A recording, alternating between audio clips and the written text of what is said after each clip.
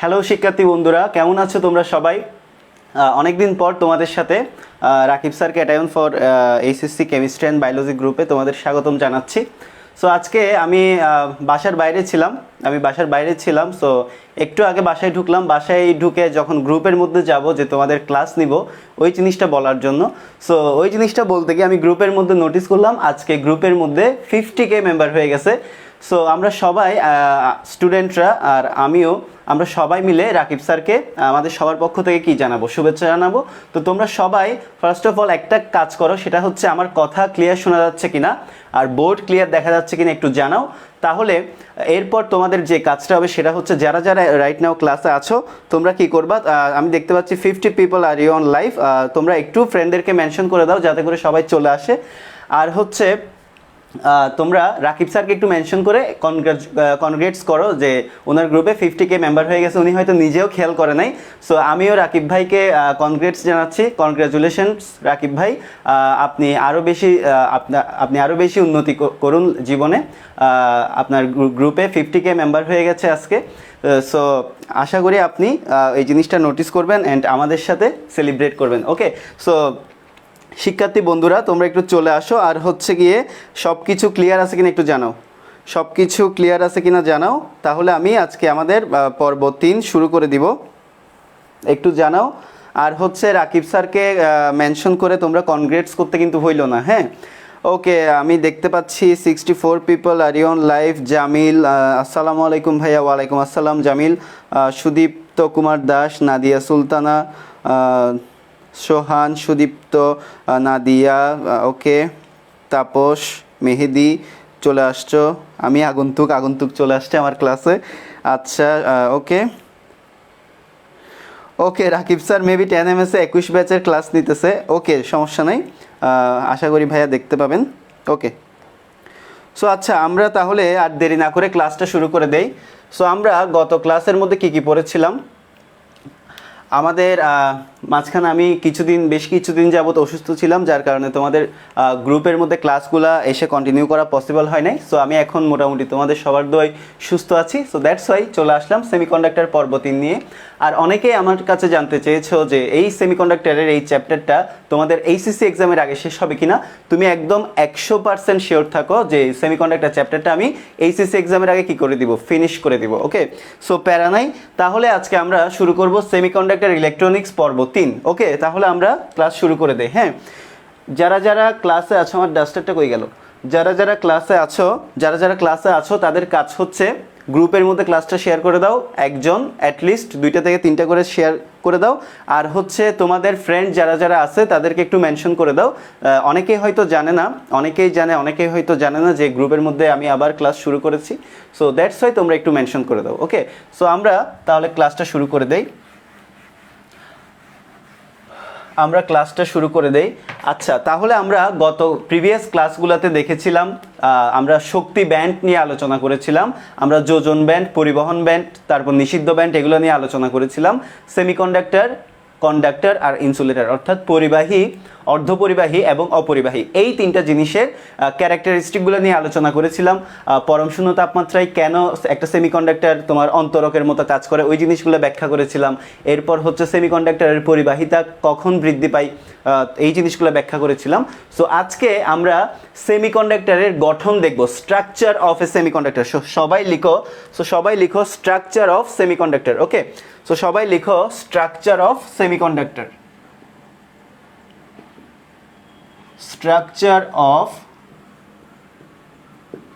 Semiconductor বা সেমিকন্ডাক্টরের কি গঠন। ওকে, স্ট্রাকচার অফ সেমিকন্ডাক্টর বা সেমিকন্ডাক্টরের গঠন, এই সেমিকন্ডাক্টরের গঠনটা আমরা আজকে আলোচনা করব। সেমিকন্ডাক্টরের গঠন। ওকে, সো সেমিকন্ডাক্টর, বিশুদ্ধ সেমিকন্ডাক্টর বলতে আমরা ফার্স্ট অফ অল আমাদের যে দুইটা নাম মাথায় আসবে, একটা হচ্ছে সিলিকন আর একটা হচ্ছে জার্মেনিয়াম। সো আজকে আমরা জার্মেনিয়াম নিয়ে কি করব, আলোচনা করব। ওকে, সো আজকে আমরা কি করব, আজকে আমরা জার্মেনিয়াম নিয়ে আলোচনা করব। ঠিক আছে, আজকে আমরা জার্মেনিয়াম নিয়ে আলোচনা করব। ওকে, তাহলে দেখো আজকে আমরা জার্মেনিয়াম নিয়ে আলোচনা করব। তাহলে জার্মেনিয়াম আর সিলিকন হচ্ছে বহুল ব্যবহৃত আদর্শ সেমিকন্ডাক্টর। একটা হচ্ছে কি জার্মেনিয়াম আর একটা হচ্ছে কি সিলিকন। সো এই জার্মেনিয়াম আর সিলিকন হচ্ছে বহুল ব্যবহৃত আদর্শ সেমিকন্ডাক্টর, রাইট? বহুল ব্যবহৃত আদর্শ সেমিকন্ডাক্টর। সো আজকে আমরা এই সেমিকন্ডাক্টরগুলো কিভাবে অ্যাকচুয়ালি এক্সিস্ট করে পৃথিবীতে বা আমাদের পৃথিবীতে, যাই হোক এই জিনিসগুলো নিয়ে আলোচনা করব। আচ্ছা, ওকে, তাহলে দেখো জার্মেনিয়াম। সো জার্মেনিয়াম কিভাবে, জার্মেনিয়ামের গঠনটা আজকে আমরা কি করব, আলোচনা করব। আচ্ছা, সো জার্মেনিয়াম ধাতুটাকে তুমি যদি অ্যানালাইসিস করো, জার্মেনিয়াম ধাতুটাকে অ্যানালাইসিস করলে দেখতে পাবা তার সর্বশেষ কক্ষপথে কয়টা ইলেকট্রন আছে। আচ্ছা, একটু জানাও যে জার্মেনিয়ামের সর্বশেষ কক্ষপথে কয়টা ইলেকট্রন আছে, এটা একটু জানাও। জার্মেনিয়ামের সর্বশেষ কক্ষপথে কয়টা ইলেকট্রন আছে, এই জিনিসটা দেখি কে কে পারো একটু জানাও। জার্মেনিয়াম পরমাণু সর্ববহিস্থ স্তরে কয়টা ইলেকট্রন আছে একটু জানাও। ওকে,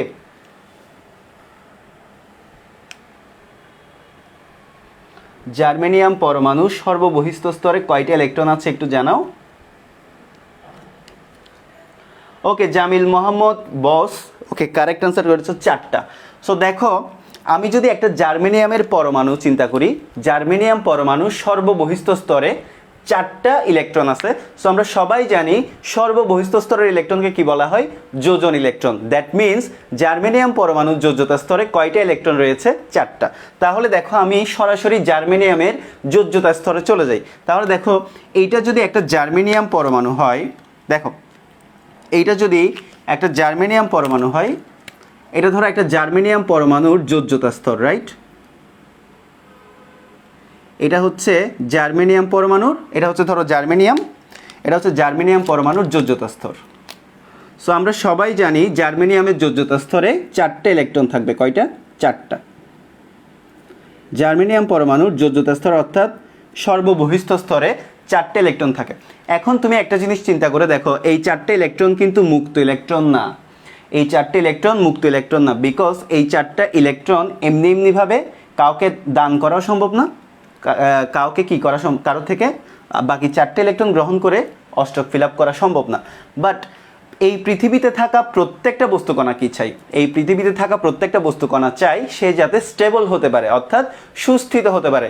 সো সুস্থিত হওয়ার একটা উপায় কি আমরা সবাই জানি, সুস্থিত হতে হলে তার সর্ববহিস্থ স্তরে কি হতে হবে, অষ্টক ফিল আপ হতে হবে, রাইট? আমি আবারও বলতেছি, জার্মেনিয়াম পরমাণুর সর্ববহিস্থ স্তরে এখন কয়টা যোজন ইলেকট্রন রয়েছে, 4টা। এখন জার্মেনিয়াম পরমাণু যদি সুস্থিত হতে চাই, অর্থাৎ অষ্টক ফিল আপ করতে চাই, তাহলে তার আরও 4টে ইলেকট্রন লাগবে। কেন অষ্টক ফিল আপ করতে চাইবে? কারণ প্রকৃতিতে সবাই কি হতে চায়, প্রকৃতিতে সবাই সুস্থিত হতে চায়, রাইট? প্রকৃতিতে সবাই কি হতে চায়, সুস্থিত হতে চায়। সো দ্যাটস ওয়াই জার্মেনিয়াম পরমাণু চাইবে সে যাতে সুস্থিত হয়, তাহলে তার কয়টা ইলেকট্রন লাগবে, তার টোটাল 4টা ইলেকট্রন আরও লাগবে, যাতে করে সে কি করতে পারে, অষ্টক ফিল আপ করে সুস্থিত হতে পারে। সো এই অবস্থায় কি করে জার্মেনিয়াম, এই অবস্থায় জার্মেনিয়াম কি করে দেখো, এই অবস্থায় জার্মেনিয়াম তার পার্শ্ববর্তী আরও 4টা জার্মেনিয়াম থেকে 4টা ইলেকট্রন শেয়ারিংয়ের মাধ্যমে অষ্টক ফিল আপ করবে। সো এই অবস্থায় কি করবে, আবারও বলতেছি, এই অবস্থায় জার্মেনিয়ামটা তার আশেপাশের 4টা জার্মেনিয়াম থেকে 4টে ইলেকট্রন কি করবে, নিবে।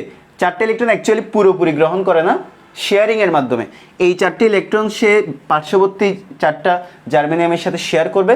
পার্শ্ববর্তী 4টা জার্মেনিয়াম থেকে সে আরও 4টে ইলেকট্রন যখন নিবে, তখন এই জার্মেনিয়ামের লাস্ট কক্ষপথ অর্থাৎ যোজ্যতা স্তরে টোটাল 8টা যোজন ইলেকট্রন জমা হবে, তখন সে সুস্থিত হবে বা ব্যালেন্সড হবে। সো অনেকেই হয়তো কথাগুলো বুঝতে কষ্ট হচ্ছে, এখন আমি পুরো জিনিসটা যখন কনফিগারেশন দিয়ে দেখাবো ক্লিয়ার হয়ে যাবে, কোনো সমস্যা নেই। কথা বুঝতে যদি সমস্যা হয় কনফিগারেশন দিয়ে দেখাবো, তখন একদম কি হয়ে যাবে, ক্রিস্টাল ক্লিয়ার হয়ে যাবে। ওকে, তো দেখো জার্মেনিয়াম তাহলে কি এই অবস্থায় সে সুস্থিত না। আমি যে কথাগুলো বলতেছি চেষ্টা করবো ওই কথাগুলো কি খাতার মধ্যে নোট করে রাখতে। ওকে, সো দেখো, কারণ অনেক সময় দেখা যায় যে অনেক কথা বলা পসিবল হয় না। সো যা যা বলতেছি চেষ্টা করবা তা যাতে নোট করে রাখতে পারো। ওকে, আচ্ছা, তাহলে দেখো জার্মেনিয়াম কি করবে, জার্মেনিয়াম অষ্টক ফিল আপ করার জন্য বা সুস্থিত হওয়ার জন্য তার পার্শ্ববর্তী আরও 4টা জার্মেনিয়ামের সাথে যুক্ত হয়ে তার পার্শ্ববর্তী আরও 4টা জার্মেনিয়ামের সাথে যুক্ত হবে। তার পার্শ্ববর্তী আরও 4টা জার্মেনিয়ামের সাথে যুক্ত হচ্ছে, দেখো তার পার্শ্ববর্তী আরও 4টা জার্মেনিয়ামের সাথে যুক্ত হবে। সো দেখো এটাও হচ্ছে জার্মেনিয়াম, দেখো এটাও হচ্ছে জার্মেনিয়াম, এটাও জার্মেনিয়াম, এটাও জার্মেনিয়াম, এটাও জার্মেনিয়াম। সো প্রত্যেকটা জার্মেনিয়ামের যোজ্যতা স্তরে 4টা করে কি থাকবে, যোজন ইলেকট্রন থাকবে। সো এই জার্মেনিয়ামের যোজ্যতা স্তরে 4টা, 1টা 2টা 3টা, আর একটা সে কোথায় দিবে, এই জার্মেনিয়ামের সাথে শেয়ার করবে 4টা। ভালো করে খেয়াল করো। এবার এই জার্মেনিয়ামটা দেখো, এই জার্মেনিয়ামের যোজ্যতা স্তরে কয়টা ইলেকট্রন থাকবে, 4টা যোজন ইলেকট্রন থাকবে। সো 1টা 2টা 3টা, সো এখানে একটা, টোটাল কয়টা, 4টা। সো এই জার্মেনিয়ামটা খেয়াল করো, ঠিক সেম প্রসেস, এই যে 1টা 2টা 3টা 4টা। এই জার্মেনিয়ামটা খেয়াল করো, সেমভাবে এই জার্মেনিয়ামেরও লাস্ট কক্ষপথে কয়টা ইলেকট্রন থাকবে, 4টা যোজন ইলেকট্রন থাকবে।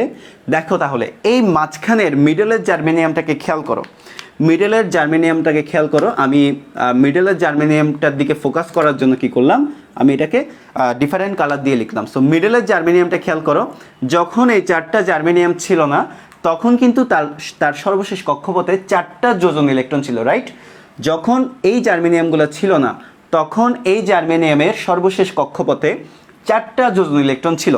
বাট ওই 4টা যোজন ইলেকট্রনগুলো আসলে মুক্ত ইলেকট্রন না, বিকজ সেগুলো যোজ্যতা স্তরে আছে। যোজ্যতা স্তরে থাকা যে কথা, যোজন ব্যান্ডে থাকা একই কথা, বিকজ যোজ্যতা স্তরের ইলেকট্রনগুলোর মধ্যে শক্তির পার্থক্যের কারণে যে ব্যান্ড সৃষ্টি হয় সেটাই যোজন ব্যান্ড, আগের লেকচারগুলোতে তোমাদেরকে পড়াইছিলাম। সো এখন দেখো এই জার্মেনিয়ামটা একা থাকাকালে তার সর্বশেষ কক্ষপথে 4টা যোজন ইলেকট্রন। সো সে কি করতে চাচ্ছে, সে অষ্টক ফিল আপ করতে চাচ্ছে বা স্টেবল হতে চাচ্ছে। প্রকৃতিতে সবাই চায় স্টেবল হতে, রাইট। সো এই জার্মেনিয়ামটাও চাইবে অষ্টক ফিল আপ করে সুস্থিত হতে বা স্টেবল হতে। সো এই জন্য কী করলো, এই জার্মেনিয়ামটা তার পার্শ্ববর্তী জার্মেনিয়াম পরমাণু থেকে একটা একটা করে ইলেকট্রন শেয়ারিংয়ের মাধ্যমে সমযোজী বন্ধন গঠন করে এইভাবে কি একটা জার্মেনিয়াম, এই জার্মেনিয়ামটা কি করলো, এই জার্মেনিয়ামটা অষ্টক ফিল আপ করলো। সো ওই জিনিসটা যদি আমি লিখিত আকারে দেই, ওই জিনিসটা যদি আমি লিখিত আকারে দেই, আচ্ছা এই জিনিসটা সবাই আগে বুঝতে পারছেন কিনা একটু জানান, এই জিনিসটা সবাই বুঝতে পারছেন কিনা জানান, তারপর আমি লিখিত আকারে দিচ্ছি। আগে সবাই এই জিনিসটা বুঝতে পারছেন কিনা একটু জানান।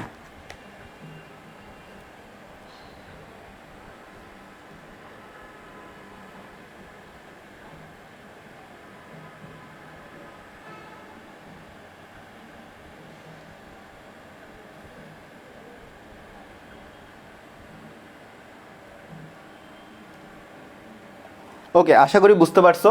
তাহলে দেখো কি করবে জার্মেনিয়াম, অ্যাকচুয়ালি কি করে তাহলে দেখো,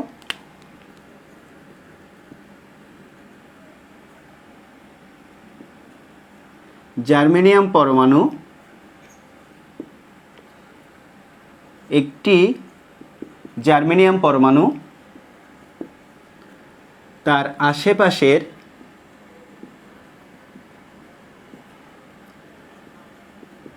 আরও 4টি জার্মেনিয়াম পরমাণু থেকে 4টি ইলেকট্রন শেয়ারিংয়ের মাধ্যমে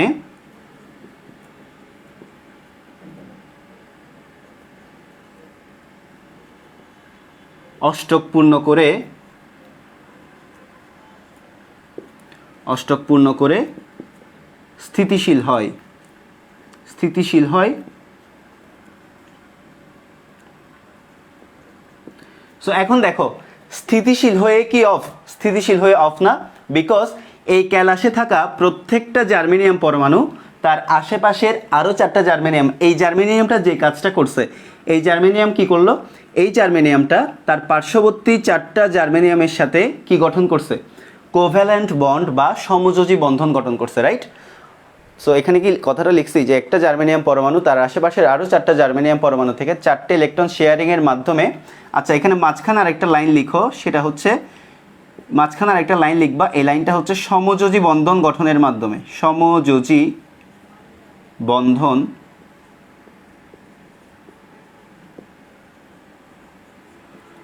গঠনের মাধ্যমে অষ্টক পূর্ণ করে স্থিতিশীল হয়। সো এই জার্মেনিয়ামটা তো সমযোজী বন্ধন গঠন করে তার আশেপাশের 4টা জার্মেনিয়াম থেকে ইলেকট্রন শেয়ারিংয়ের মাধ্যমে সমযোজী বন্ধন গঠন করলো এবং অষ্টক ফিল আপ করে কী হলো, স্থিতিশীল হলো। এখন what about another germanium, what about another germanium, এই জার্মেনিয়ামগুলো কী করবে? সো এই জার্মেনিয়ামটা এখানে যে কাজটা করলো, প্রত্যেকটা জার্মেনিয়াম একই কাজ করবে। এই প্রত্যেকটা জার্মেনিয়াম তার আশেপাশের আরও 4টা করে জার্মেনিয়ামের সাথে, প্রত্যেকটা জার্মেনিয়াম তার আশেপাশের আরও 4টা করে জার্মেনিয়ামের সাথে ইলেকট্রন শেয়ারিংয়ের মাধ্যমে যুক্ত হয়ে সমযোজী বন্ধন গঠনের মাধ্যমে কি করবে, একটা বিশাল জার্মেনিয়ামের ক্যালাস গঠন করবে। তাহলে লিখো, এটার পরের লাইনটা এখান থেকে লিখে দিচ্ছি, দেখো এভাবে দেখো, এভাবে প্রত্যেকটি জার্মেনিয়াম, এভাবে প্রত্যেকটি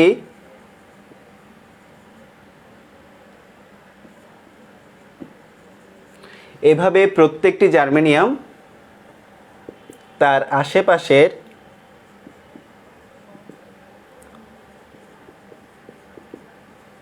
অপর 4টি জার্মেনিয়ামের সাথে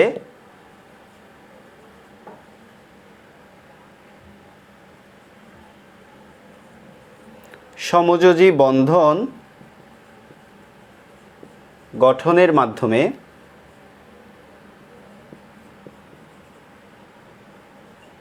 অষ্টক পূর্ণ করে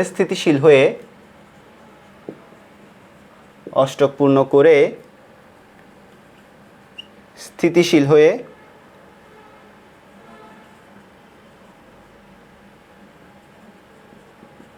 জার্মেনিয়াম ক্যালাস গঠন করে, জার্মেনিয়াম ক্যালাস গঠন করে, রাইট? জার্মেনিয়াম ক্যালাস গঠন করে।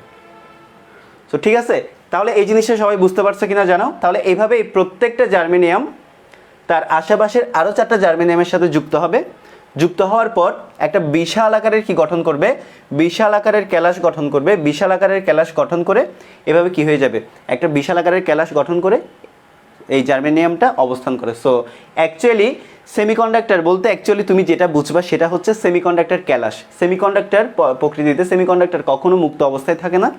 এইভাবে কোভ্যালেন্ট বন্ড বা সমযোজী বন্ধন গঠনের মাধ্যমে সেমিকন্ডাক্টর ক্যালাস গঠন করে, মানে এক টুকরা জার্মেনিয়ামকে অ্যাকচুয়ালি তুমি কি বলবা, এক টুকরা জার্মেনিয়ামকে তুমি অ্যাকচুয়ালি সেমিকন্ডাক্টর ক্যালাস বলবা। সো ওই জিনিসটা একটু লিখে রাখো এখানে, ওই জিনিসটা একটু এখানে লিখে রাখো যে এক টুকরো জার্মেনিয়ামকে সাধারণভাবে জার্মেনিয়াম ক্যালাস বলা হয়। লিখো, একটা নোটস লিখে রাখো, এক টুকরো জার্মেনিয়ামকে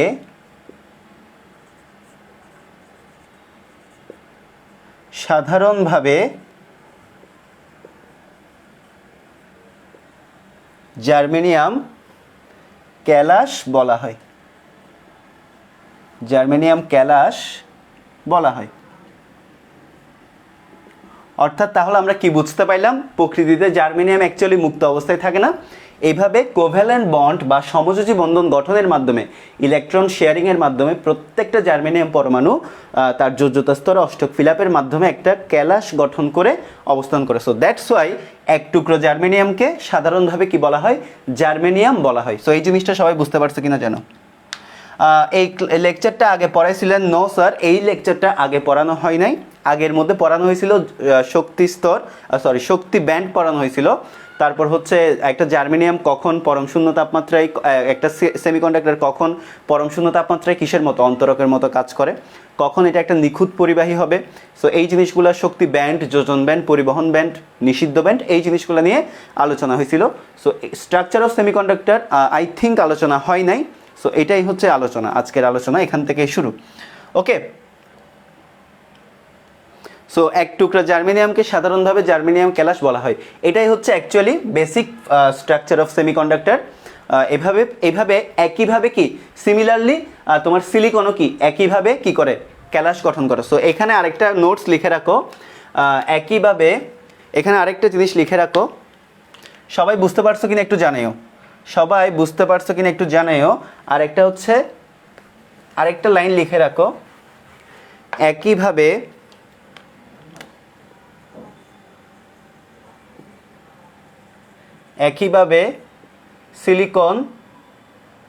সিলিকনও ক্যালাস গঠনের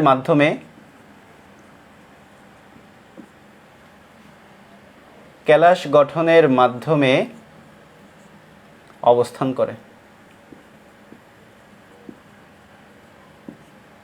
ওকে, সো এই হচ্ছে কথা, এই হচ্ছে। ওকে, যদি পড়িয়ে থাকে আরেকবার পড়ছো আর কি ভাই, যদি পড়িয়ে থাকে আরেকবার পড়ছো সমস্যা নেই তো, আরেকবার রিভিশন হয়ে গেল। একটা লেকচার টু আমি মোস্ট প্রবাবলি পড়িয়েছিলাম অল অ্যাবাউট তোমার 1 মাসের মতো, 1 মাসের কাছাকাছি হয়ে যাচ্ছে, মাঝখানে আমি খুবই সিক ছিলাম। সো আগের পড়াটা একটু রিক্যাপ হয়ে গেল, সমস্যা তো নেই, তাই না? ওকে, তাহলে আমরা এই জিনিসটা পড়ে ফেললাম যে স্ট্রাকচার অফ সেমিকন্ডাক্টর বা সেমিকন্ডাক্টরের গঠন কিভাবে এইটা অবস্থান করে সেটা। ওকে, সো এখন আমরা চলে যাব ক্লাসিফিকেশনে, চলে যাব সেমিকন্ডাক্টরের ক্লাসিফিকেশনে চলে যাব। আচ্ছা, অনেকে বলতেছে আসলে পড়ান নাই, অনেকে বলতেছে পড়াইছি, আমি নিজেই কনফিউজড আসলে এই জিনিসটা পড়ানো হয়েছে কিনা। সো যাই হোক, পড়ানো হইলে ভালো, পড়ানো না হইলে আরও ভালো, এখন পড়াই ফেললাম, ঠিক আছে। আচ্ছা, সো এখন আমরা সেমিকন্ডাক্টরের কিসে চলে যাব, ক্লাসিফিকেশনে। বাট তার আগে আমাদেরকে দুইটা জিনিস সম্পর্কে ক্লিয়ার আইডিয়া থাকতে হবে, একটা হচ্ছে ইলেকট্রন আর একটা হচ্ছে হোল। ওকে, ম্যাক্সিমাম বলতেছো পড়াই নাই, আমারও মনে হচ্ছে যে আমি পড়াই নাই অ্যাকচুয়ালি, এই জিনিসটা আজকেই পড়ালাম। সো যাই হোক, পড়াইলে পড়াইছি আর কি। সো এই জিনিসটা দেখো, ইলেকট্রন ও হোল। সো একটা হচ্ছে ইলেকট্রন, একটা হচ্ছে হোল, এই বিষয় সম্পর্কে আমাদের কি থাকতে হবে, স্বচ্ছ ধারণা থাকতে হবে। আচ্ছা, তাহলে এখন দেখো হোয়াট ইজ ইলেকট্রন। সো তোমরা এখানে যারা যারা ক্লাস করছো, আমি জানি ম্যাক্সিমাম হচ্ছে 21 ব্যাচের। সো 21 ব্যাচের একটা স্টুডেন্ট যদি ইলেকট্রন না জানো, এটা খুবই দুঃখজনক। আশা করি সবাই জানো হোয়াট ইজ ইলেকট্রন। সো এই জিনিসটা আমার আশা করি আর বলা লাগবে না। তাহলে ইলেকট্রন সম্পর্কে যা যা জানা লাগবে এগুলো আমরা জানি। সো এমনিতে মোটামুটি জেনে রাখো যে ইলেকট্রন হচ্ছে কি, তড়িৎবাহী ঋণাত্মক কণিকা, রাইট? ইলেকট্রন হলো কি, তড়িৎবাহী ঋণাত্মক। প্রথমত ফার্স্ট অফ অল, ইলেকট্রন হচ্ছে একটা মৌলিক কণিকা। ইলেকট্রন হচ্ছে কি, একটা মৌলিক কণিকা, একটা ফান্ডামেন্টাল পার্টিকেল, আমরা সবাই জানি মৌলিক কণিকা, রাইট? আর আরেকটা জিনিস হচ্ছে তড়িৎবাহী ঋণাত্মক চার্জ, তড়িৎবাহী ঋণাত্মক চার্জ। সো এগুলো আমরা সবাই জানি। আরেকটা জিনিস হচ্ছে ইলেকট্রনের ভর হচ্ছে 9.1 × 10⁻31 কেজি, এটা হচ্ছে ভর। আরেকটা জিনিস হচ্ছে ইলেকট্রনের আধান কত, সোজা পড়া 1.6 × 10⁻−19 কুলম। সো এখানে একটা মাইনাস দিবা, বিকজ ইলেকট্রন যেহেতু নেগেটিভ চার্জ রিপ্রেজেন্ট করতেছে। সো দ্যাট ইজ কি নেগেটিভ, রাইট? সো ইলেকট্রন হচ্ছে একটা তড়িৎবাহী মৌলিক কণিকা, কণিক লিখে দিছিলাম, তড়িৎবাহী ঋণাত্মক চার্জ, এটা হচ্ছে একটা মৌলিক কণিকা। এটার ভর হচ্ছে 9.1 × 10⁻31 কেজি, আর আধান হচ্ছে -1.6 ইন্টু কত, 10⁻19 কুলম্ব। ওকে, সো এর বেশি কিছু আশা করি ইলেকট্রন সম্পর্কে জানার নাই। আরেকটা জিনিস হচ্ছে ইলেকট্রন পরমাণুর চারদিকে কি থাকে, পরমাণুর চারদিকে নির্দিষ্ট শক্তির কিছু অনুমোদিত কক্ষপথে ইলেকট্রন ঘূর্ণায়মান থাকে। সো এই জিনিসটা হচ্ছে ইলেকট্রন, আশা করি এই জিনিসটা জানো। এখন হোয়াট ইজ হোল। হোল বলতে আমরা সবাই যেটা বুঝি, কি বুঝি, হোল মানে কি, হোল মানে আমরা সবাই বুঝি গর্ত। হোল জিনিস নামটা শুনতেই আমাদের একটা গর্ত গর্ত ফিল আসে, রাইট? সো হোল মানে হচ্ছে কি, হোল মানে হচ্ছে গর্ত। আচ্ছা বেশ, এখানেও কিন্তু হোল মানে তাই বোঝাই, হোল মানে অ্যাকচুয়ালি কি বোঝাই, হোল বোঝাই, অর্থাৎ গর্ত বোঝাই। সো এই গর্ত জিনিসটা কি, এই গর্ত জিনিসটা কি, এই হোল জিনিসটা কি? তাহলে এখন দেখো, এখন কেউ কি বলতে পারবা হোল জিনিসটা কি? গর্ত বললো না, গর্ত ছাড়া আর কে পারো, সেমিকন্ডাক্টর আগে কে পড়ছো, হোল জিনিসটা কি কে বলতে পারবে একটু জানো? হোল জিনিসটা কি কে বলতে পারবা একটু জানো? হোল জিনিসটা কি কে বলতে পারবা একটু জানো?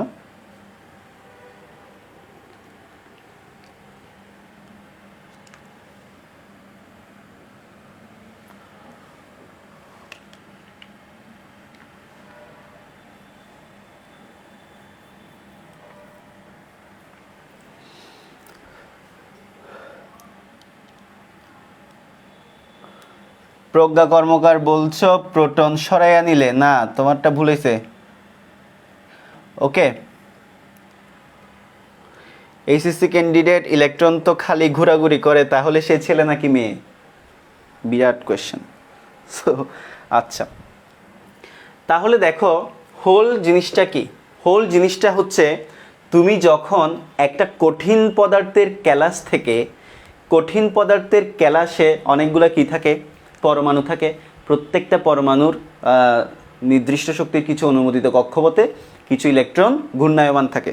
সো ওই ইলেকট্রন থেকে সামহাও যদি একটা ইলেকট্রনকে ডিসপ্লেসড করা যায়, কিভাবে করা যেতে পারে?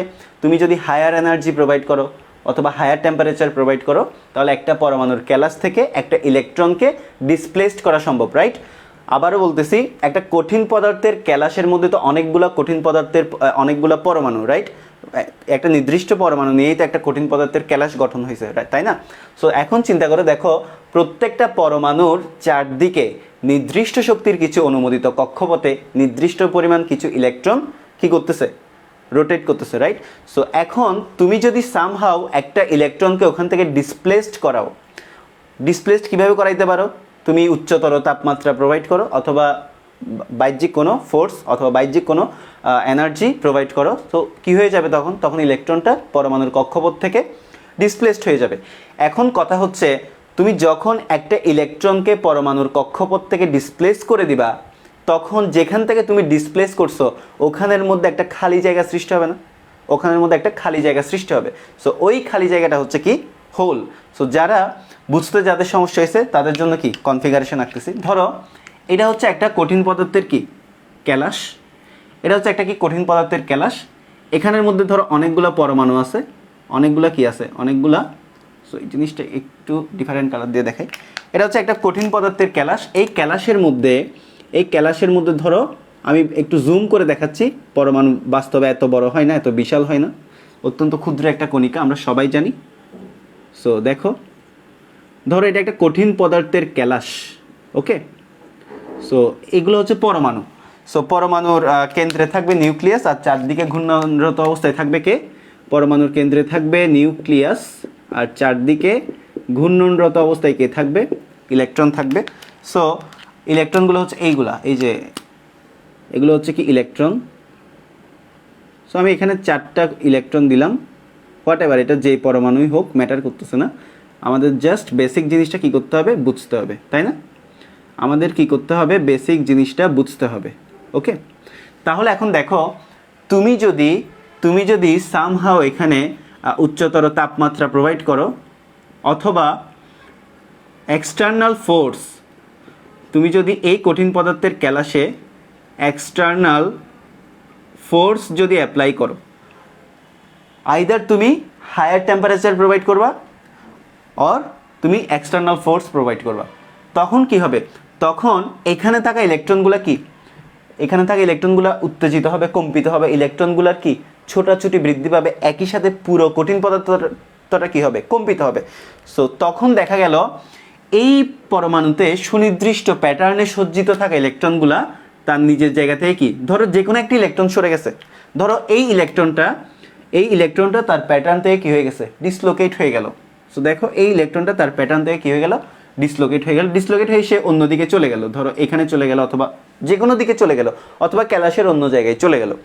সো দেখো, ইলেকট্রনটা যেই জায়গা থেকে ডিসলোকেট হয়েছে ওখানে দেখো তো একটা ফাঁকা জায়গা সৃষ্টি হয়েছে না? ইলেকট্রনটা যেই জায়গা থেকে ডিসলোকেট হলো ওখানে একটা ফাঁকা জায়গা সৃষ্টি হলো। সো ওই ফাঁকা জায়গাটাকে বলা হয় হোল, রাইট? ওই ফাঁকা জায়গাটাকে বলা হয় হোল। এটাকে HOLE, যেটা গর্তের ইংলিশ ভার্সন। সো এটা হচ্ছে হোল। সো আমরা তাহলে হোলকে কীভাবে ডিফাইন করব? আমরা তাহলে হোলকে ডিফাইন করব কঠিন পদার্থের ক্যালাস হতে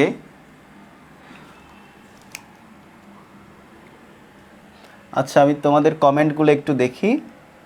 ওকে, সুদীপ্ত কুমার দাস, কারেক্ট আনসার, ইলেকট্রনের ঘাটতির ফলে সৃষ্ট শূন্যস্থান। হ্যাঁ, রাইট। ওকে, কঠিন পদার্থের ক্যালাস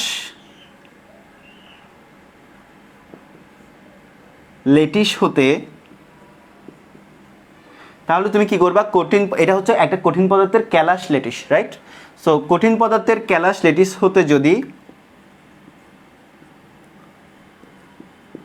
উচ্চ তাপমাত্রা বা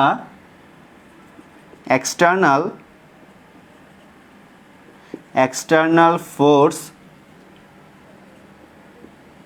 অ্যাপ্লাই করে ইলেকট্রনকে ডিসলোকেট করা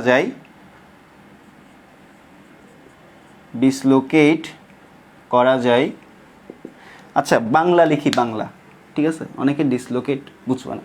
ওকে, সো এক্সটার্নাল ফোর্স অ্যাপ্লাই করে যদি ইলেকট্রনকে সরানো যায়, রাইট? ইলেকট্রনকে যদি আমরা সরাইতে পারি, সরানো যায়, তাহলে ওই জায়গায় একটি ফাঁকা স্থান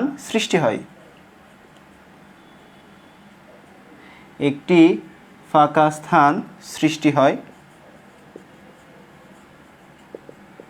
সো এই ফাঁকা স্থানটা হচ্ছে কি? এই ফাঁকা স্থানটা হচ্ছে হোল।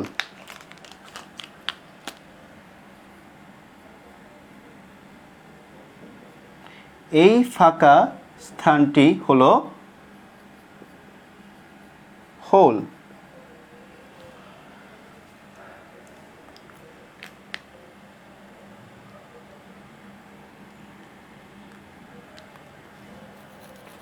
ওকে, পূর্ণিমা আক্তার বলছো তুমি নিউ স্টুডেন্ট, এইচএসসি 22 ব্যাচ, আপনার ক্লাস ফার্স্ট করছে, অনেক ভালো লাগছে। Thanks Purnima, welcome to this group and welcome to my class.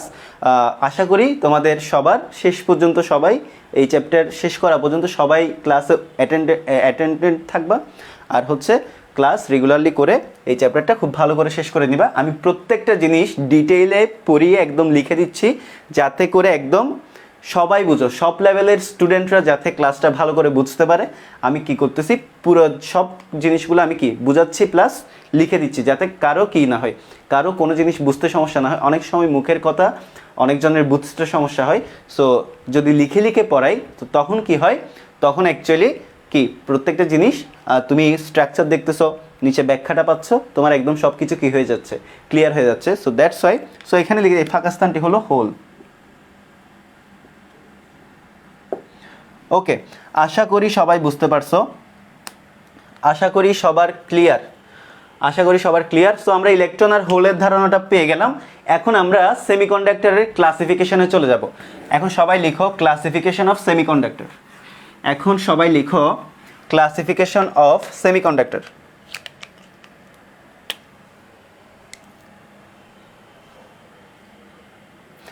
Tapas Chandra Sarkar, দাদা আমিও আজকে প্রথম আপনার ক্লাস করতেছি। Okay, welcome to this group and welcome to my class Tapas. আচ্ছা, সবাই লিখো ক্লাসিফিকেশন অফ সেমিকন্ডাক্টর।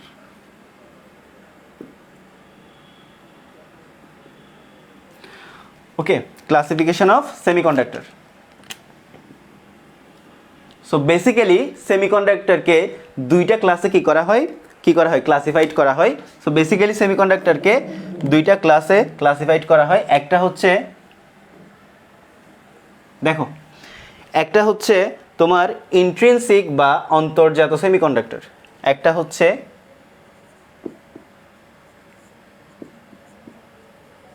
ইন্ট্রিনসিক বা অন্তর্জাত সেমিকন্ডাক্টর, আরেকটা হচ্ছে এক্সট্রিনসিক বা বহির্জাত সেমিকন্ডাক্টর।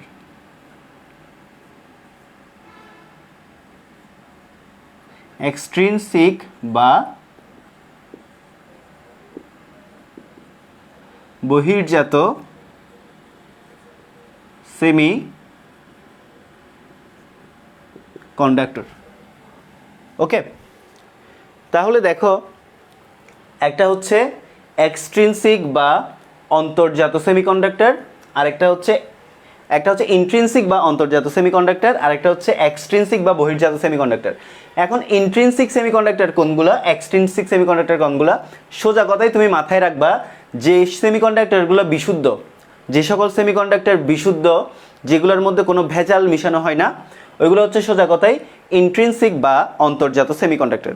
আর যেই সেমিকন্ডাক্টরগুলোতে সামান্য পরিমাণ ভেজাল মেশানো হয়, যেগুলো সম্পূর্ণ বিশুদ্ধ থাকে না, ওরাই হচ্ছে কি এক্সট্রিনসিক বা বহির্জাত সেমিকন্ডাক্টর। এখন কথা হচ্ছে কেন সেমিকন্ডাক্টর ক্যালাসের মধ্যে ভেজাল মিশ্রিত হয়, আর ভেজাল হিসেবে কি মিশ্রণ করা হয়, ওই জিনিসগুলো নিয়ে আমাদের আগে আলোচনা করতে হবে। সো ফার্স্ট অফ অল, তাহলে কি ইন্ট্রিনসিক সেমিকন্ডাক্টর কি? ইন্ট্রিনসিক সেমিকন্ডাক্টরটা হচ্ছে যে সকল সেমিকন্ডাক্টর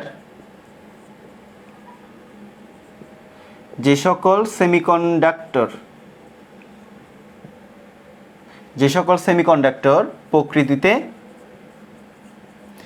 বিশুদ্ধ অবস্থায় পাওয়া যায়, বিশুদ্ধ অবস্থায় থাকে। ওকে, যে সকল সেমিকন্ডাক্টর প্রকৃতিতে বিশুদ্ধ অবস্থায় থাকে এবং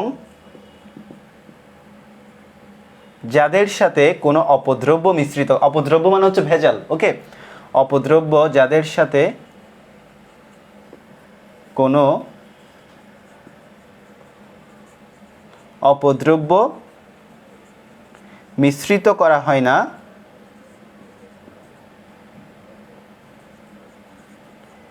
তাকে ইন্ট্রিনসিক বা অন্তর্জাত সেমিকন্ডাক্টর বলে।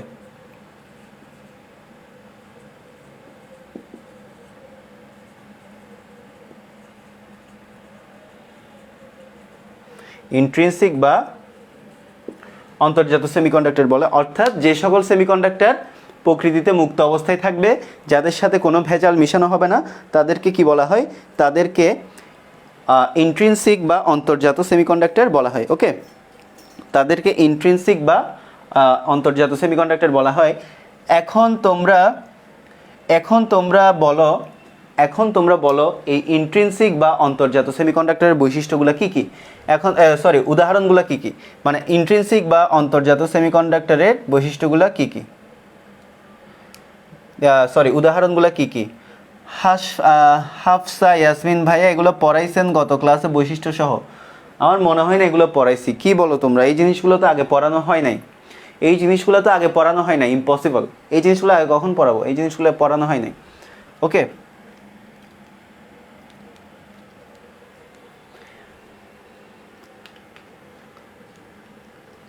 সো একটা জিনিস মনে রাখবা, পর্যায় সারণীর যেগুলো চতুর্থ সারির মৌল, যেমন কার্বন, সিলিকন, জার্মেনিয়াম, তারপর কি আরও অনেকগুলো আছে, নাম বলো তোমরা, আমি লিখি।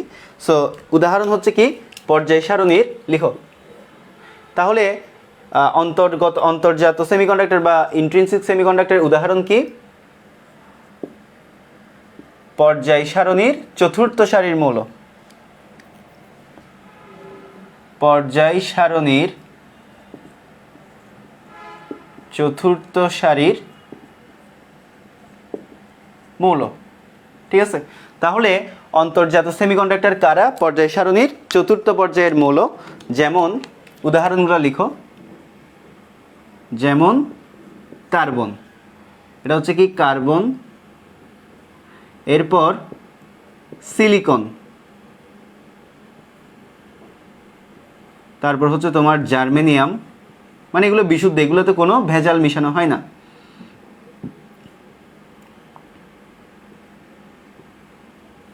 এরপর হচ্ছে টিন, টিনকে SN দ্বারা প্রকাশ করা হয়, টিন, স্ট্রনশিয়াম।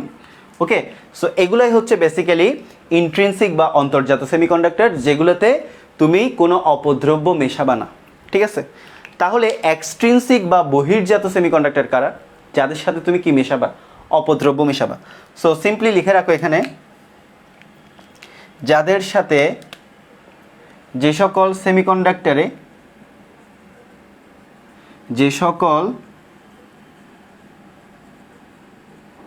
সেমিকন্ডাক্টরে সামান্য পরিমাণ ভেজাল মিশ্রিত করা হয়, সামান্য পরিমাণ ভেজাল মিশ্রিত করা হয়। এখন কথা আছে, কথা হচ্ছে তুমি সামান্য পরিমাণ ভেজাল যে মিশ্রিত করবা, কি রেশিওতে তুমি সামান্য পরিমাণ ভেজাল মিশ্রিত করবা। কথা হচ্ছে তুমি যদি একটা সেমিকন্ডাক্টর ক্যালাস কনসিডার করো যেখানের মধ্যে 1 কোটি সেমিকন্ডাক্টর পরমাণু আছে, সো 1 কোটি পরমাণুর মধ্যে একটা ভেজাল মিশ্রিত করবা, রাইট? সো লিখে রাখো, ব্র্যাকেটের মধ্যে লিখে রাখো প্রায় 1 কোটির মধ্যে একটি, লিখে রাখো এখানে মিশ্রিত করা হয়, মিশ্রিত করা হয়, ব্র্যাকেটে লিখো হচ্ছে প্রায় 1 কোটির মধ্যে একটি, প্রায় 1 কোটি পরমাণুতে একটি ভেজাল। তাহলে দেখো যে সকল সেমিকন্ডাক্টরে সামান্য পরিমাণ ভেজাল মিশ্রিত করা হয় তাও আবার 1 কোটি সেমিকন্ডাক্টর পরমাণুর মধ্যে একটা মাত্র ভেজাল। এখন কথা হচ্ছে সেমিকন্ডাক্টরে ভেজাল মিশ্রণ করার উদ্দেশ্যটা কি? সো উদ্দেশ্যটা হচ্ছে একটা সেমিকন্ডাক্টরে তুমি যখন ভেজাল মিশ্রিত করো তখন ওই সেমিকন্ডাক্টরের পরিবাহিতা বহুগুণে বেড়ে যায়। আচ্ছা, আরেকটা জিনিস এখানে বলি নাই, যে যারা বিশুদ্ধ সেমিকন্ডাক্টর, দেখো যারা বিশুদ্ধ সেমিকন্ডাক্টর, ওকে একটু দেখো, যারা বিশুদ্ধ সেমিকন্ডাক্টর ওরা কিন্তু প্রকৃতিতে বিশুদ্ধ অবস্থায় থাকে এবং ওদের তেমন একটা পরিবাহিতা থাকে না। সো এই জিনিসটা একটু লিখে রাখো, যারা বিশুদ্ধ সেমিকন্ডাক্টর তাদের পরিবাহিতা খুবই কম, এদের পরিবাহিতাঙ্ক খুব বেশি নয়, একটু লিখে রাখো, এদের পরিবাহিতাঙ্ক খুবই কম।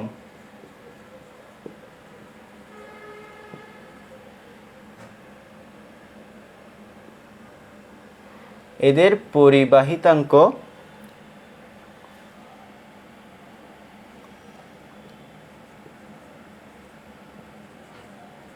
খুবই কম। তাহলে এগুলোতে তো কোনো ভেজাল নেই, এগুলো হচ্ছে বিশুদ্ধ অবস্থায়। সো বিশুদ্ধ অবস্থায় যেগুলো তোমার সেমিকন্ডাক্টর, আমরা শক্তি ব্যান্ড পড়েছিলাম। সো যখন আমরা শক্তি ব্যান্ড পড়ছি তখন আমরা অ্যাকচুয়ালি এখানের মধ্যে দেখছি যে যারা বিশুদ্ধ সেমিকন্ডাক্টর ওদের যোজন ব্যান্ডের ইলেকট্রনটা সহজেই পরিবহন ব্যান্ডে যায় না, আদারওয়াইজ ওই সেমিকন্ডাক্টরের মধ্যে কিছু করা হচ্ছে। সো এই বিশুদ্ধ অবস্থায় সেমিকন্ডাক্টরগুলোর তেমন একটা পরিবহন করে না। তুমি হায়েস্ট, তুমি যখন কার্বনকে বা সিলিকনকে বা জার্মেনিয়ামকে তুমি যখন হায়ার টেম্পারেচার দিবা অথবা হচ্ছে তুমি যখন এক্সটার্নাল ফোর্স অ্যাপ্লাই করবা তখন হয়তো তোমার যোজন ব্যান্ড থেকে ইলেকট্রনটা মুক্ত হয়ে পরিবহন ব্যান্ডে যায় অ্যান্ড কী করে, অ্যান্ড কারেন্ট ফ্লো করে। সো খুব বেশি না, এদের পরিবাহিতাঙ্কটা বা পরিবহন করার ক্ষমতাটা খুব বেশি হয় না। সো এখন যেগুলো তোমার এক্সট্রিনসিক বা বহির্জাত সেমিকন্ডাক্টর, এগুলাতে কি করা হয়, এগুলাতে সামান্য পরিমাণ ভেজাল মিশ্রিত করা হয়, যাতে তাহলে ভেজাল মিশ্রিত করার উদ্দেশ্যটা কি? ভেজাল মিশ্রিত করার উদ্দেশ্যটা হচ্ছে একটা সেমিকন্ডাক্টরকে কন্ডাক্টর হিসেবে কি করা, কনভার্ট করা, একটা সেমিকন্ডাক্টরের পরিবাহিতা বহুগুণে বাড়িয়ে দেওয়া। অ্যান্ড এই সেমিকন্ডাক্টরে সামান্য পরিমাণ অপদ্রব্য মিশ্রিত করলে সেমিকন্ডাক্টরের পরিবাহিতা বহুগুণে বেড়ে যায়। এই জিনিসটা মাথায় রাখবা, তুমি যদি একটা সেমিকন্ডাক্টর ক্যালাসের মধ্যে সামান্য পরিমাণ যদি ভেজাল মেশাও তখন ওই ক্যালাসটার পরিবাহিতা বা পরিবাহিতাঙ্ক বহুগুণে বেড়ে যাবে। তো কিভাবে বেড়ে যায় এগুলো আমরা নেক্সট স্টেপে আলোচনা করব। সো লিখো, তাহলে আমরা একটা জিনিস মোটামুটি ক্লিয়ার হলাম, সেটা হচ্ছে আমার যদি সেমিকন্ডাক্টর ক্যালাসে ভেজাল মিশানো হয় তাহলে ওই ক্যালাসটা কি পরিবাহিতা বৃদ্ধি পাবে। তাহলে আমাদের সেমিকন্ডাক্টর ক্যালাসে ভেজাল মিশানোর উদ্দেশ্যটা হচ্ছে ওই সেমিকন্ডাক্টর ক্যালাসকে সুপার কন্ডাক্টর করে দেওয়া, সিম্পল হিসাব। সো লিখো, যে সকল সেমিকন্ডাক্টরে সামান্য পরিমাণ ভেজাল মিশ্রিত করা হয় ফলে সেমিকন্ডাক্টরের পরিবাহিতা, আমি সেমি দিয়ে শর্টে লিখলাম, সেমি মানে হচ্ছে সেমিকন্ডাক্টরের পরিবাহিতা, লিখো পরিবাহিতা বা পরিবাহিতাঙ্ক বহুগুণে বেড়ে যায়। কেন বেড়ে যায় এগুলো আমরা আলোচনা করব। বহুগুণে বেড়ে যায় তাকে, অ্যান্ড ভেজাল হিসেবে কি মিশ্রিত করা হয় ওই জিনিসটা এখন আমরা দেখব। তাকে এক্সট্রিনসিক বা বহির্জাত সেমিকন্ডাক্টর বলে। এক্সট্রিনসিক বা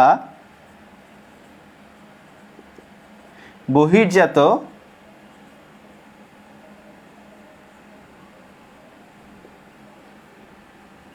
সেমিকন্ডাক্টর বলে। তাহলে ভালো করে দেখো, যে সকল সেমিকন্ডাক্টরে সামান্য পরিমাণ ভেজাল যদি তুমি মিশ্রিত করো, সামান্য পরিমাণ ভেজালের একটা রেশিও দেওয়া আছে প্রায় 1 কোটি পরমাণুতে একটা, মানে তুমি বিশাল একটা সেমিকন্ডাক্টর ক্যালাসে খুব অল্প পরিমাণ কি মিশ্রিত করবা, ভেজাল মিশ্রিত করবা, অ্যান্ড তুমি ভেজাল মিশ্রিত করার পর ওই সেমিকন্ডাক্টর ক্যালাসটার পরিবাহিতা বহু গুণে বেড়ে যাবে। অর্থাৎ ওই সেমিকন্ডাক্টর ক্যালাসটা তখন তড়িৎ পরিবহন করতে সক্ষম হবে, তখন ওই সেমিকন্ডাক্টরকে বলা হয় এক্সট্রিনসিক বা বহির্জাত সেমিকন্ডাক্টর। তো এখন তোমাদেরকে বলতে হবে এক্সট্রিনসিক বা বহির্জাত সেমিকন্ডাক্টরের উদাহরণগুলো কী কী। Okay, Sudipta Kumar Das correct answer করেছো যে ভেজাল মিশানোর উদ্দেশ্য হচ্ছে কন্ডাক্টেন্স ইনক্রিজ করা অ্যাজ ওয়েল এজ রেজিস্ট্যান্স কমানো। Very good, very clever answer. ওকে,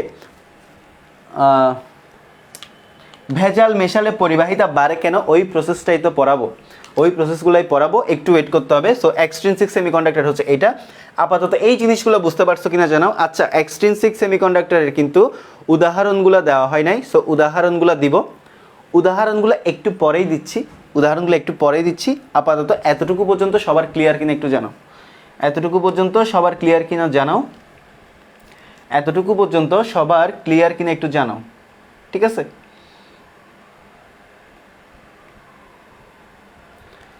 এতটুকু পর্যন্ত সবার ক্লিয়ার কিনা একটু জানাও।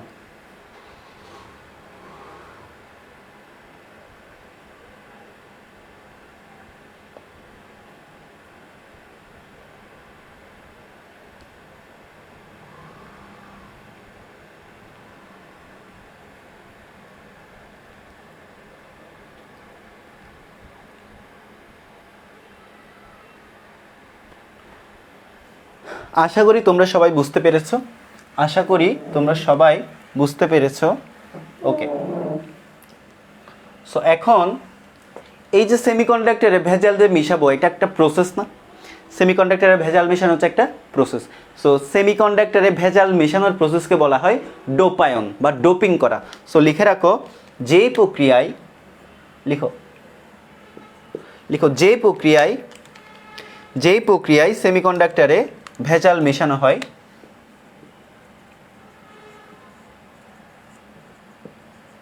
যেই প্রক্রিয়ায় সেমিকন্ডাক্টর ক্যালাসে, লিখো সেমিকন্ডাক্টর ক্যালাসে ভেজাল মেশানো হয় তাকে ডোপায়ন বা ডোপিং, ডোপিং না, নট ডোপিং, ডোপিং, DO না, ঠিক আছে? সো দেখো, যে প্রক্রিয়ায় সেমিকন্ডাক্টর ক্যালাসে ভেজাল মেশানো হয় তাকে ডোপায়ন বা ডোপিং করা বলে, ডোপিং করা বলে। যে প্রক্রিয়ায় সেমিকন্ডাক্টর ক্যালাসে ভেজাল মেশানো হয় তাকে ডোপায়ন বা ডোপিং করা বলে। ওকে, সো ডোপিংকে ইংলিশে এভাবে লেখা হয় ডোপিং। ওকে, আচ্ছা, সো এটাই হচ্ছে প্রসেস।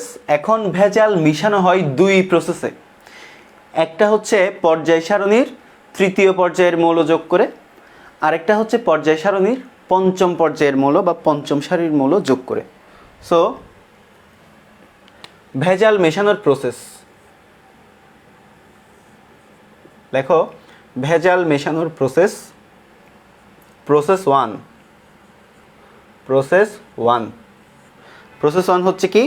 প্রসেস ওয়ান হচ্ছে পর্যায় সারণীর তৃতীয় সারির মৌল যোগ করে, পর্যায় সারণীর, ওকে এই জিনিসগুলো একটু মুছে দেই।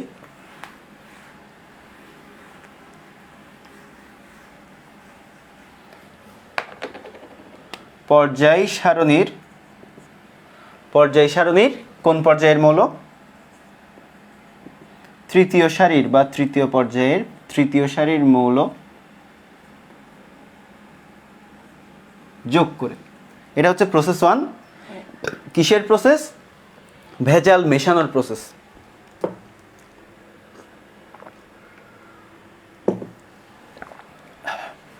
ওকে, দেখো প্রসেস ওয়ান হচ্ছে পর্যায় সারণীর তৃতীয় সারির মৌল যোগ করে, এটা হচ্ছে প্রসেস অফ ডোপিং। মানে আমরা ডোপিং, একটা সেমিকন্ডাক্টর ক্যালাসকে কিভাবে ডোপিং করব? টু প্রসেস, একটা হচ্ছে পর্যায় সারণীর তৃতীয় সারির মৌল যোগ করে। সো পর্যায় সারণীর তৃতীয় সারির মৌল হিসেবে কাদেরকে যোগ করা যায় বলো তো? তোমার বোরন আছে, গ্যালিয়াম আছে, অ্যালুমিনিয়াম আছে। যেমন উদাহরণগুলো লিখো। তৃতীয় সারির মৌল যেমন বোরন, অ্যালুমিনিয়াম, বোরন হচ্ছে বি, অ্যালুমিনিয়াম হচ্ছে এল, এরপর হচ্ছে গ্যালিয়াম, রাইট?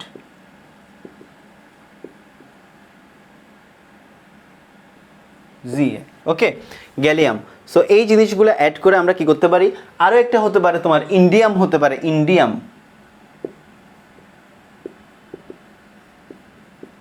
আয়ন। সো আমরা এই চারটা পর্যায় সারণীর তৃতীয় সারির মৌল হিসেবে এই চারটা মৌল একটা সেমিকন্ডাক্টর ক্যালাসের মধ্যে অ্যাড করে ডোপিং করতে পারি। সো এই মৌলগুলোর মধ্যে একটা হচ্ছে কমন ক্যারেক্টারিস্টিক হলো এই প্রত্যেকটা মৌলের সর্ববহিস্থ স্তরে 3টা করে যোজন ইলেকট্রন আছে।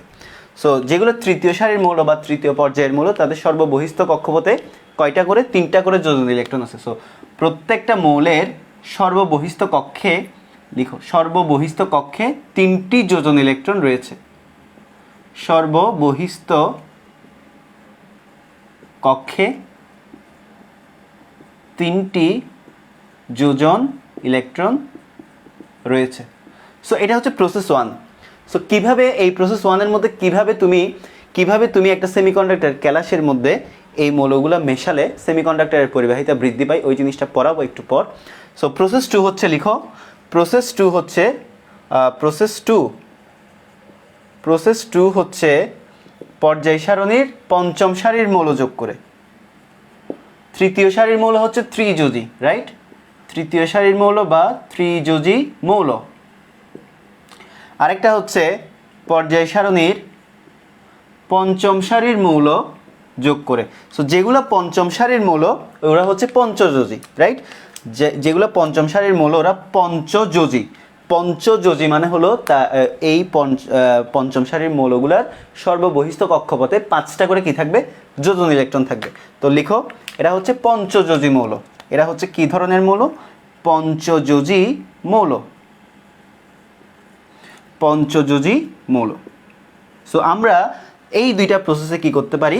আমরা এই দুইটা প্রসেসে একটা সেমিকন্ডাক্টর ক্যালাসের মধ্যে ভেজাল মিশ্রিত করতে পারি। একটা হচ্ছে পর্যায় সারণীর তৃতীয় সারির মৌল মিশিয়ে, আরেকটা হচ্ছে পর্যায় সারণীর পঞ্চম সারির মৌল বা পঞ্চযোজী মৌল। এখন তোমরা আমাকে বলো পঞ্চযোজী মৌলের উদাহরণগুলো কী কী হতে পারে? একটু কমেন্টে জানাও। ওকে, অনেকেই লিখছো যে nitrogen, phosphorus, arsenic, antimony. Very good, এগুলাই। সো আমিও লিখি, কী কী লিখছো? Nitrogen, phosphorus, arsenic, antimony. নিচে কি জায়গা আছে? হ্যাঁ আছে। সো কে? একটা হচ্ছে নাইট্রোজেন, রাইট? নাইট্রোজেন, ফসফরাস, এরপর হচ্ছে আর্সেনিক, AS, আরেকটা হচ্ছে অ্যান্টিমনি বা SB, রাইট? একটা হচ্ছে অ্যান্টিমনি বা SB। ওকে, নাইট্রোজেন, ফসফরাস, আর্সেনিক, অ্যান্টিমনি। এখন এই যে পঞ্চযোজী মৌলগুলার একটা কমন ক্যারেক্টারিস্টিক হলো এই মৌলগুলার সর্ববহিস্থ কক্ষে 5টা করে কি থাকবে? 5টা করে যোজন ইলেকট্রন থাকবে। এই পঞ্চযোজী মৌলগুলার একটা ক্যারেক্টারিস্টিক হলো পঞ্চযোজী মৌল যেহেতু সর্ববহিস্থ কক্ষে কয়টা? 5টা যোজন ইলেকট্রন থাকবে। এদের সর্ববহিস্থ কক্ষে 5টি যোজন ইলেকট্রন থাকবে। ওকে, সো আমরা এই যে 2 প্রসেস, একটা হচ্ছে প্রসেস 1 আমরা ত্রিযোজী মৌল মেশাবো, আরেকটা হচ্ছে প্রসেস 2 আমরা পঞ্চযোজী মৌল মিশিয়ে ভেজাল কি করব? ভেজাল মিশিয়ে একটা সেমিকন্ডাক্টরের পরিবাহিতা বহুগুণে কি বাড়াইয়া দিব। সো এই জিনিসগুলো সবাই আপাতত বুঝতে পারছেন কিনা জানান। বুঝতে পারলে আমি কিভাবে ভেজাল মিশালে পরিবাহিতা কিভাবে বৃদ্ধি পাই ওই জিনিসগুলোতে চলে যাব। সো এই জিনিসগুলো সবাই বুঝতে পারছো কিনা জানাও, অ্যান্ড বুঝতে পারলে তোমরা সবাই যারা যারা এখনও লিখতে পারো নাই তারা একটু স্ক্রিনশট তুলে নিতে পারো। স্ক্রিনশট তুলে নিয়ে একটু ডান লিখো, দেন আমি হচ্ছে আমাদের নেক্সট পড়ায় চলে যাব। সো এই জিনিসগুলো সবাই বুঝতে পারছো কিনা একটু জানাও।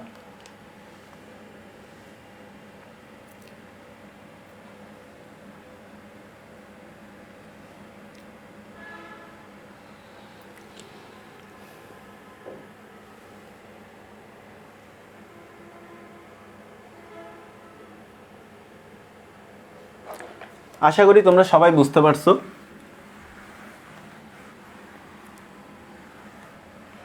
আচ্ছা, আরেকটা জিনিস বলি নাই, সেটা হচ্ছে আরেকটা জিনিস দেখো, তুমি যদি ভেজাল হিসেবে যদি পর্যায় সারণীর তৃতীয় পর্যায়ের মৌল মেশাও তখন তাদেরকে বলা হয় পি টাইপ সেমিকন্ডাক্টর। তাহলে লিখো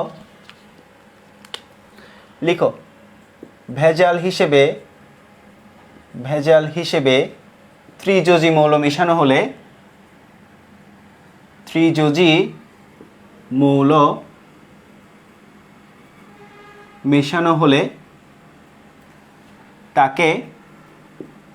তাকে কি বলে? P type semiconductor. কি? P type. দেখো, পি টাইপ সেমিকন্ডাক্টর বলে, রাইট? সো ভেজাল হিসেবে যদি তুমি পর্যায় সারণীর তৃতীয় পর্যায়ের মৌল মেশাও তখন তাকে বলা হয় পি টাইপ সেমিকন্ডাক্টর। অ্যান্ড তুমি যদি ভেজাল হিসেবে পঞ্চযোজী মৌল মেশাও তখন তাকে কি বলবে? ভেজাল হিসেবে যদি তুমি পঞ্চযোজী মৌল মেশাও তখন তাকে এন টাইপ সেমিকন্ডাক্টর বলে। এন টাইপ সেমিকন্ডাক্টর বলে। ওকে, সো এই জিনিসটা একটু লিখে নাও। আশা করি এই জিনিসগুলো সবার লেখা শেষ। সো ভেজাল হিসেবে তুমি যদি পর্যায় সারণীর তৃতীয় পর্যায়ের মৌল মেশাও তখন তাকে বলা হবে হচ্ছে পি টাইপ সেমিকন্ডাক্টর। আর ভেজাল হিসেবে তুমি যদি পর্যায় সারণীর পঞ্চযোজী মৌল মেশাও তখন তাকে বলা হবে হচ্ছে এন টাইপ সেমিকন্ডাক্টর। ওকে, এখন আরেকটা কথা হচ্ছে পি টাইপ সেমিকন্ডাক্টরের আরেকটা নাম আছে যেটাকে বলা হয় পজিটিভ টাইপ। পি টাইপ সেমিকন্ডাক্টরের আরেকটা নাম আছে যেটাকে বলা হয় পজিটিভ, বাংলায় লিখে দিচ্ছি, পি টাইপকে বলা হয় পজিটিভ টাইপ আর এন টাইপকে বলা হয় হচ্ছে নেগেটিভ টাইপ।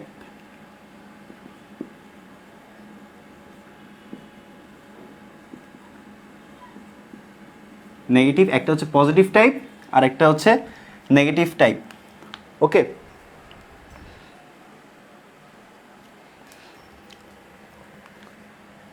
আচ্ছা,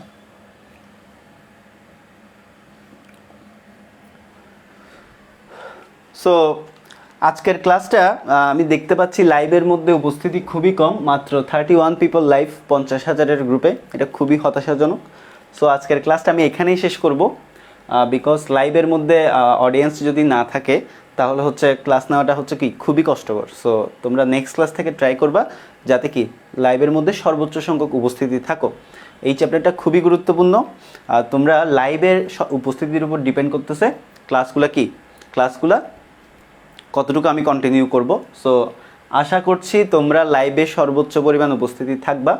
যে এক্সট্রিনসিক সেমিকন্ডাক্টর বা ইন্ট্রিনসিক সেমিকন্ডাক্টরগুলো সেমিকন্ডাক্টরে অপদ্রব্য হিসেবে পর্যায় সারণীর তৃতীয় পর্যায়ের মৌল বা ত্রিযোজী মৌল মিশাবা। সো আজকের ক্লাসটা আমি এতটুকু পর্যন্তই শেষ করছি। সবাই ভালো থাকো, সুস্থ থাকো, সবার সাথে নেক্সট ক্লাসে দেখা হবে। শুভরাত্রি সবাইকে। সো আজকের ক্লাসটা এখানেই শেষ। সবাই ভালো থাকবা।